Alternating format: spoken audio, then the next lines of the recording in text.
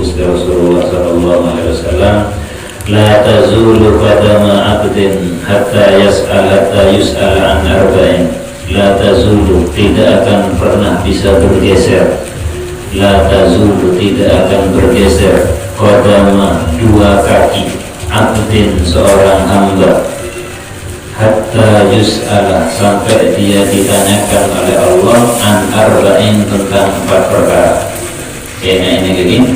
Jadi berlaku para lagu dan tretan yang alam barzang, alam akhirat, pada mahsyar, setelah bangkit dari alam kubur, itu mancing sederhana untuk disidang mengajukan Gusti Allah Subhanahu wa taala, maka tidak akan bisa bergeser kaki dan kaulaban jenengan sebelum Allah tanyakan 4 perkara nikah, yang kemudian menjadikan kita harus berpegang teguh dengan 4 hal.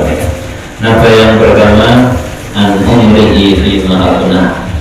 Allah akan bertanya an umrihi, tentang umurnya, umur dan kaulaban jenengan sederhana selama alam dunia, fima afnah, digunakan, dihabiskan untuk apa? Ini kepada kita.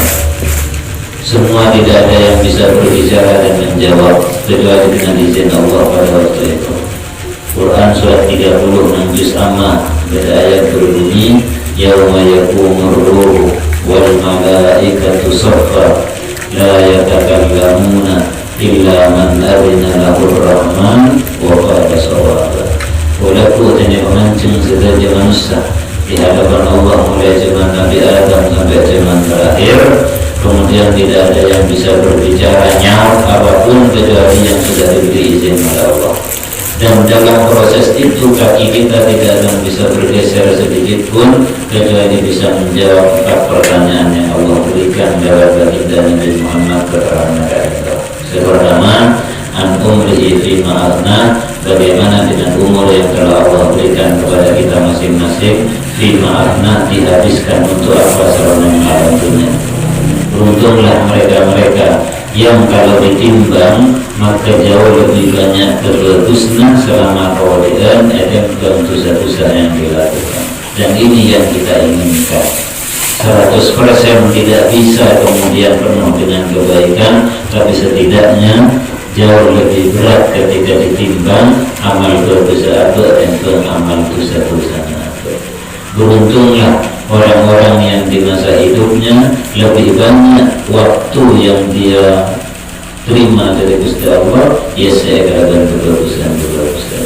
Masa mudanya habis untuk menuntut ilmu di jalan Allah Subhanahu wa taala, luar biasa.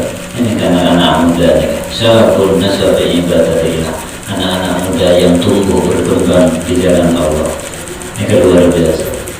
Tapi bagi kita yang separuh perjalanan hidup ampun hampir habis dan kita bernimbang umpama asa lebih banyak dosa yang kita lakukan dan berdosa, maka jangan pernah berputus asa dan berkecil hati, karena pintu rahmat Gusti Allah terbuka lebar, pintu taubat Allah masih terbuka lebar. Yang penting apa diampuni dari Gusti Allah, menyesali apa yang pernah kita perbuat dan kita lakukan di masa dan di tahun-tahun sebelumnya, maka Allah akan menerima taubat kita, akan menghapus sedikit apa yang sudah kita lakukan dan akan diganti dengan catatan-catatan dosa.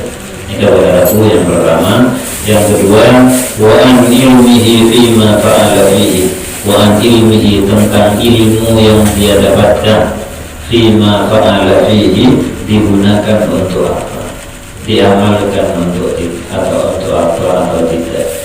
Ilmu yang pernah kita terima, pernah ngaji, ada keterangan nikah halal, nikah haram, nikah sunnah, nikah mubah, nikah makruh, dan seterusnya. Apakah itu kita amalkan atau tidak ilmu yang pernah kita miliki, maka besok akan ditanyakan oleh Allah Subhanahu wa taala.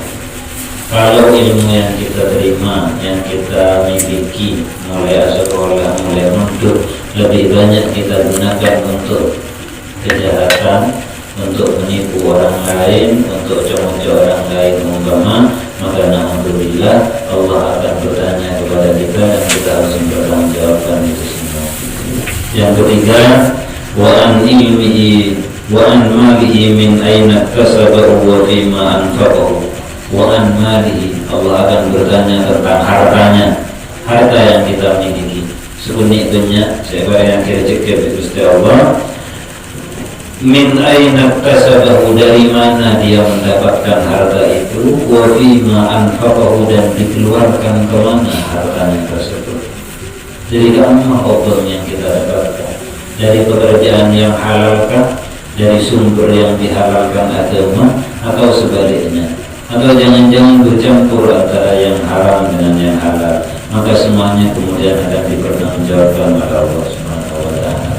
Setelah itu di mana kita keluarkan? Perlukah emas harta yang kita miliki? Apakah digunakan lebih sering hanya untuk maksiat, untuk membangkang kepada perintah Allah, untuk bukan hal kebaikan-kebaikan, maka sederhana akan dimintai pertanggungjawaban di hadapan Allah Subhanahu wa Ta'ala. Beruntunglah orang-orang yang di masa hidupnya paling rezeki lebih, kecemburuan rezeki, tapi dia banyak gunakan untuk kebagusan-kebagusan. Kebagusan perlu didukung, dan mereka-mereka yang kemudian diberikan harta yang lebih lalu digunakan untuk membantu perjuangan agama Allah, maka bisa jadi itu yang akan menyelamatkan dia oleh pengadilan Allah Subhanahu wa Ta'ala. Keluar harta yang kita miliki, sedekah, zakat sesuai dengan aturan yang berlaku dalam agama.